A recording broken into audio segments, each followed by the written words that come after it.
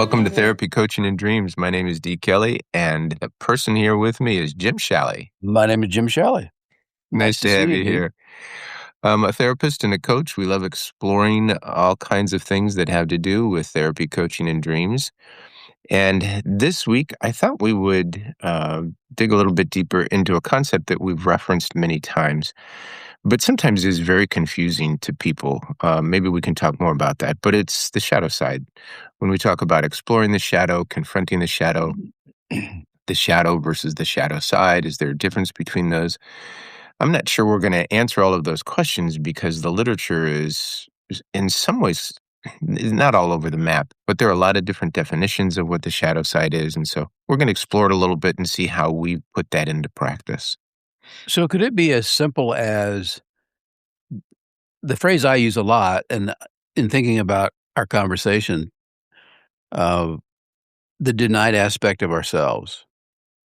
That's a great definition. Okay, because I think that's the part that we project oftentimes without knowing it. Yeah.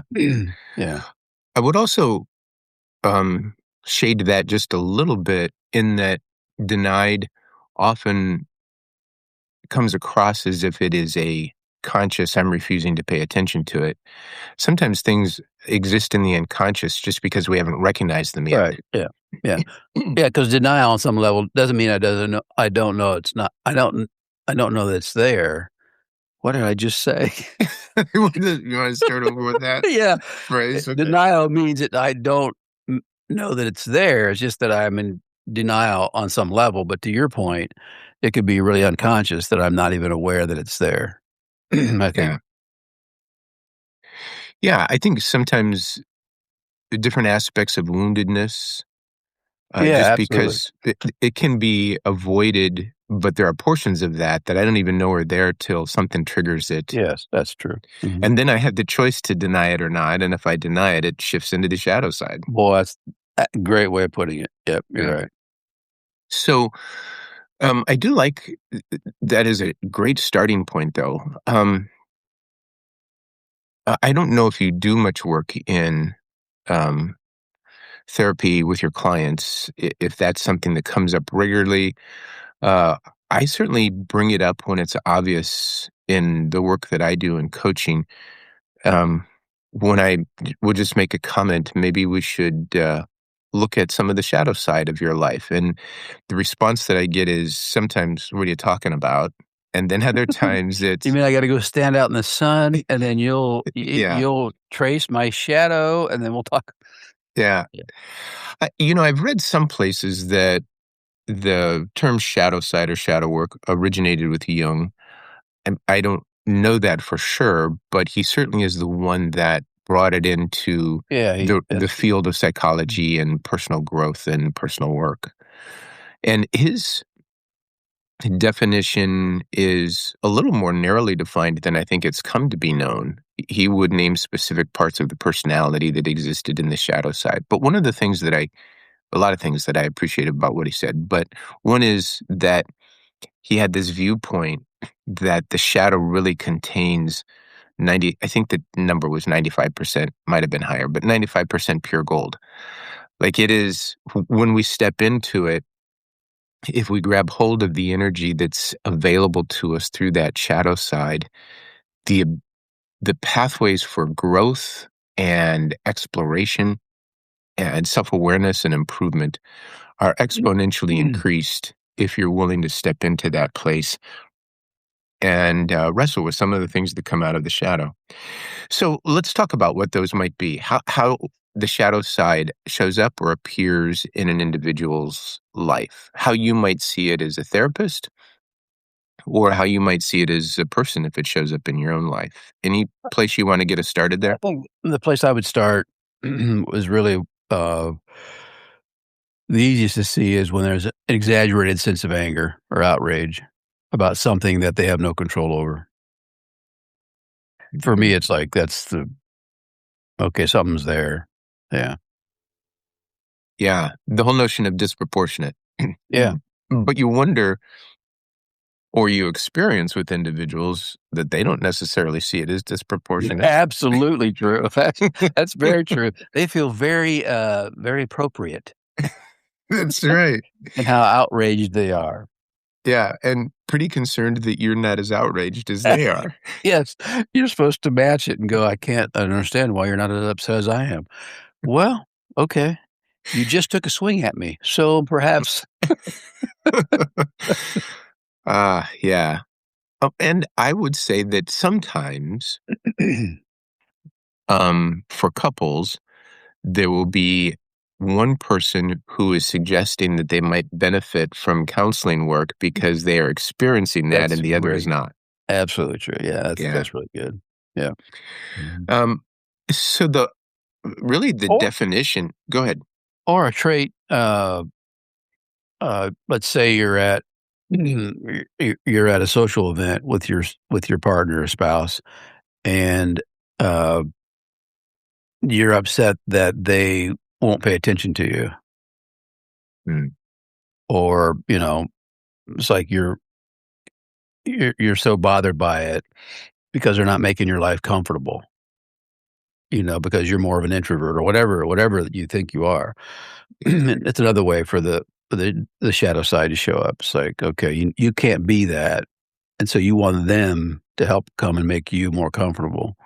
It's a subtle way of expressing it. Well, let me take what you're saying and go back to season one, where we referenced it many times, but we spent one full episode on projection. What it means that Yes. a part of me gets projected onto someone else, often a partner, and that's might be why we're attracted to somebody. Mhm. But projection is also vilifying of someone else, and that can be a partner, it can be a political figure, can be any number of ways by which we project parts of ourself that we're not paying attention to or we've pushed into the shadow side, and yet it comes out as our projections of our inner works on other people. So that was a long way to get to the point to say when projection is happening, it is a reflection of the shadow side that we're not paying attention to. Most often, yes. That's why projection is so interesting because in my mind, majority of it is the shadow side. Yeah. Mhm. So that gives you a clue as to something is there to explore. Mhm.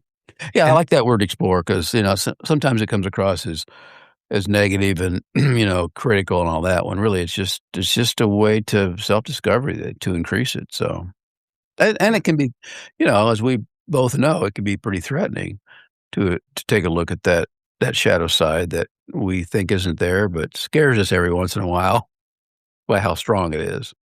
yeah, and I typically, if I'm working with somebody in regard to dreams, a frightening dream is one of two things typically. One is that it's unexpressed emotion from something that has created a great deal of fear in real life, and then that emotion gets expressed at night in a dream. But it is also very often an expression of the shadow side that's attempting to get the attention of the ego of the dreamer. Mhm. And when we ignore parts of ourselves, often those parts cry out for attention and yell out, attack out in a dream, act out in a Yep. dream. Mhm. And the reason is not to destroy us, it's actually to move us toward health. It's to say you're not paying attention to a very vital part of who you are. And this is so essential to your growth that the psyche creates images to grab your attention. And so, yeah, a strong anger, significant fear, a lot of those emotions point toward a shadow side that is um, trying to push through that conscious unconscious barrier and be seen or be heard. Yeah, and even the other side of anger, which is, sadness, Mm, it can show up that way as well, or depression. absolutely. One of the things that I have a difficult time, but I think is essential for individuals, is to get people to turn and look at those emotional things that they don't like and say, is there a chance you could turn toward them with a sense of gratitude that they are trying to point out something to you? Mhm, yeah. You're And I such an optimist. and, I'm sure you are already thinking, yeah, there are some people that go, "Why would I do that?" Absolutely, yeah, that Because seems they don't wanna. masochistic. That's right. They don't wanna be depressed, they don't wanna be angry, they don't wanna be afraid. Understood, but those things. That's why a lot of the masculine or men won't bring up subjects because why would I come home and talk about how upsetting work is? I relive it. They don't see the value of the fact that they're just suppressing it, and if they were to talk about it, maybe they could resolve some things, so I had a couple recently I had the privilege of talking to, and it was, a great moment where, one of them talked about a dream that they couldn't remember the details, but they named 2 very strong negative emotions, and it was because the spouse in their dream had done something to create those very negative emotions. mm. And and it wasn't viewed as a part of themselves, it was it was the spouse's fault. And the great reference, one of them referenced the one who was receiving the, negative energy referenced, Jerry Seinfeld, routine where he talks about, his wife saying, "You know what you did in my dreams last night." And he was at a loss as to how to argue that one. That's Uh, funny. yeah, but the journey toward facing those things and saying, "Oh, that's a part of me that I'm wrestling with here that's trying to get my attention," and turning toward it with gratitude and saying, at the very least, thank you, dreams, for working hard to recalibrate my emotions to try and process the things that I'm not giving enough attention to during the day so that the next day I can wake up with enough capacity to face the next day begins to change the whole way you approach not only your dreams, but that then gives you a pathway to change the way you look at the shadow side. Mhm. To Yeah. turn to the shadow side with gratitude and say, "What are you trying to teach me?" Mhm. I think we've mentioned this before. But again, Um, that also, there's a certain trait that, I think you can develop. Some people have it naturally, but it's basic curiosity. yeah. You have to be curious about yourself and your reactions and why you do what you do, and I think because you're a coach and I'm a therapist, we've always kinda had a natural bent towards that. So I think to be sensitive to the fact that there are a lot of people that's upsetting, just keep moving forward and all those things. I think, a precursor to all of that may really begin to develop a curiosity about yourself. So, that may I have think been a complete sidetrack, but no, no, no. I think it's spot on, and I would suggest that somebody who seeks out coaching or therapy, you ought to look for someone who exemplifies that in their practice, that spirit of curiosity. yes, I, that's I good. think modeling it for someone, like by asking the questions of curiosity without panic, without fear, I think that very often somebody who has not grown up with or developed that part of themselves, when they see it in somebody else, that somebody is genuinely curious. Oh, plus you do that really well. I mean, Well, that's one of your incredible strengths from my perspective. You do I that really appreciate that, well. Jim. Thanks. So what are some of the roadblocks? Do you use the language of shadow side in your practice at all, or do you Yeah, couch it? I'll probably if I were to wanna make a point, I'll say the dark side, and then I'll rephrase it and say it's the denied aspect of self, which kinda makes it feel better. Um, but I do think, to your point, a couple seconds ago, that, um people seek out therapy and coaching for lots of reasons, but one of them, from my perspective, that's so important for a therapist or a coach to do is to do exactly what you said, teach curiosity, Mm. that it's safe to do it, that I can ask all kinds of questions, and I can even look at the shadow side of myself and not be afraid of it, because life's just a journey. And when people kind of embrace that and not see it as a negative or, what am I going to do with that? Or what if I remember things that I don't want to remember? All that can be a hindrance to that. Yeah. Thanks, Jim. I think that's a great way to phrase it.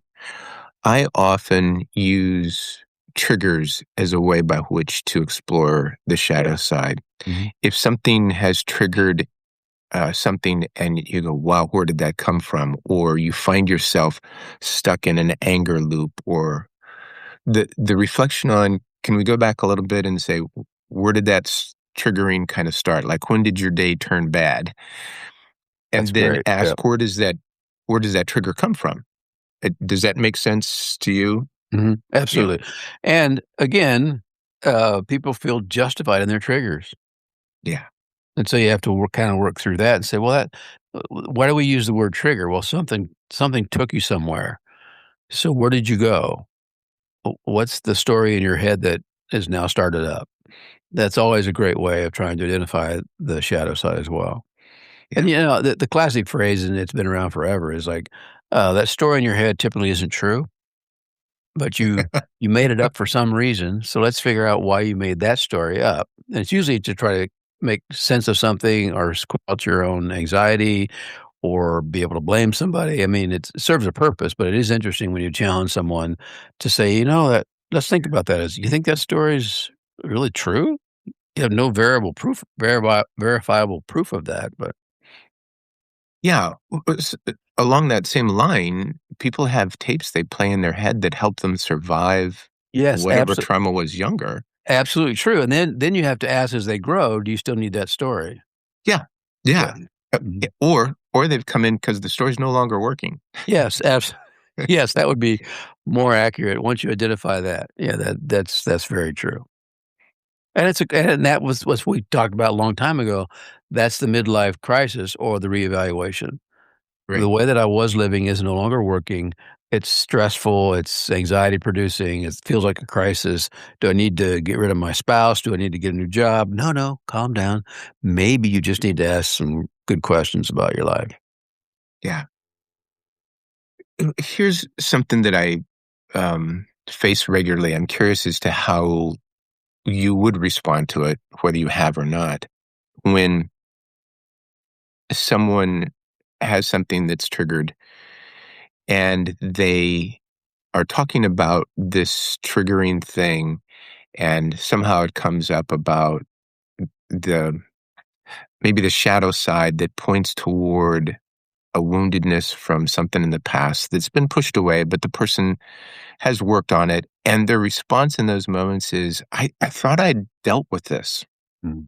I thought I'd already, because we've already done so much work on this. How can I Absolutely. be having to face this again? Mm. W- So what's your response to somebody when they are getting frustrated that it's the same thing seems to come up again? Well, of course it does because you need to keep seeing me for the rest of your life. So of course that's why it's going to come back up. There's your No, shadow side that's a coming big out. yeah, exactly. Exactly right. Uh, no, I will tell people that as you grow, the trauma will show up in your 30s, and then it'll show up again in your 40s, it'll show up again in your 50s in a different form perhaps. So it doesn't go away, it's just that, what's it trying to teach you in the next decade of your life? Here it is again. Okay, I still have things to learn about. It may not be the same lesson, but is there a different why does it keep showing up?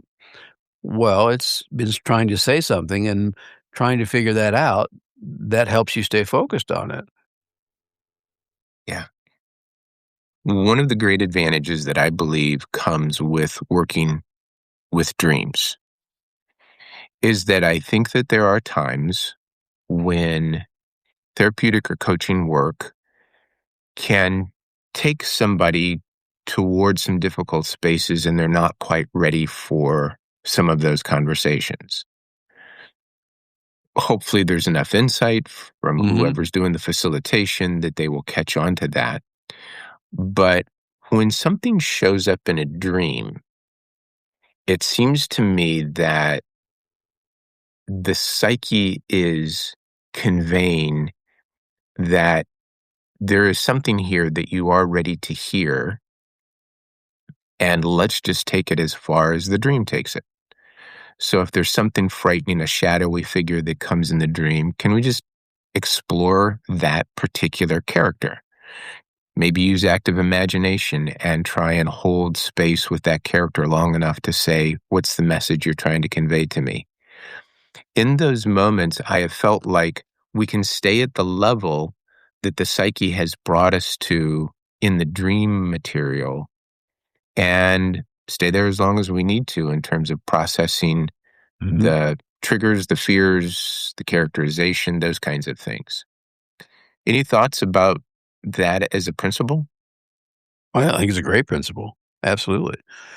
Again, you have to get people past that thing we've talked about in almost all the conversations we've had about the dreams, beyond it being an external to internal, Yeah. and to see that there's valuable information, even if it's, again, most people remember scary dreams. I had 2 this last week where I'm having some crazy dreams, and they wanna say it's the medication, it's, whatever it is. I said, "Well, let's say it is. Does that matter?" So let's take the dream and see what it might be saying to you, and not be afraid of it, and not think that it's about, you need to go back and remarry your ex or whatever. Let's just let's just say they're trying to say something to you. And that's, to be honest, I find it, if you can create curiosity about their dreams, which I think I'm relatively good at, but from my perspective, it's creating curiosity about the dream. "Well, what if it meant this?" And they go, "Really? How could it mean that?" Then you get some excitement because now the dream becomes a friend as opposed to something to avoid and, like, to be afraid of. Yeah. I do love that dreams set you up for that moment where somebody goes, "What? I had." Yeah, yeah, it's it when they think, "Oh, it could mean that?" Well, let's think about it. Could it mean that in your life, in your context? And then you get them curious about their lives, about why that dream. Yeah, Sometimes the very simple question, what if that person isn't about that person, but represents a part of you? What part of you would that be? that's a great question. Yeah. That often takes people into, huh, okay, never thought of that. And then that defense mechanism has come down about curiosity, and they get the chance to ask questions that they haven't asked before. And I just Mhm. think that that's a great open space to explore. Somebody wants to explore the shadow side on their own, would you say, don't do it? Do it at night when it's really dark outside. It's- when you can't see your shadow. That's when it shows up the most. Yes. No, I think if anything, just if there's any curiosity about it at all, say, okay, that's an interesting concept. So there are parts of my life that I am unaware of. Well, if you're a thinking human being, of course there are. I mean, it used to be how much of the unconscious do we live out? I mean, most of our lives we just react to things as opposed to being purposeful about it. That's why mindfulness and all that stuff has been the last 20 years in my field has been so important, trying to get you to be aware of what's happening in your life right now. Yeah. And in a world that's seems to have a crisis every other minute, it's easy to get sidetracked by all that and distract from your own journey and realize, what can I control today? Mhm. Yeah. Yeah, Yeah. very true. I think for my last thought on this is to take us back to the projection stuff. I think if somebody's want to explore it on their own, um, a great starting point other than dreams is to say, what do you find triggering in somebody else or Yeah. an That's individual, perfect. or Yeah. who do you find mysterious and attractive? And ask the question, what That's part great of too. me is getting projected onto somebody else that I probably should explore for myself? And we do that with celebrities and athletes all the time. Yep. So we all have those. Those are all, I think, pathways to ask those questions. Yeah. Well, hopefully this has been helpful to some. I always enjoy our discussions, Jim. Let's bring this to a close. Always great to be with you. Good to be with you. Thanks, Jim. Thank Talk you. to you soon. Okay.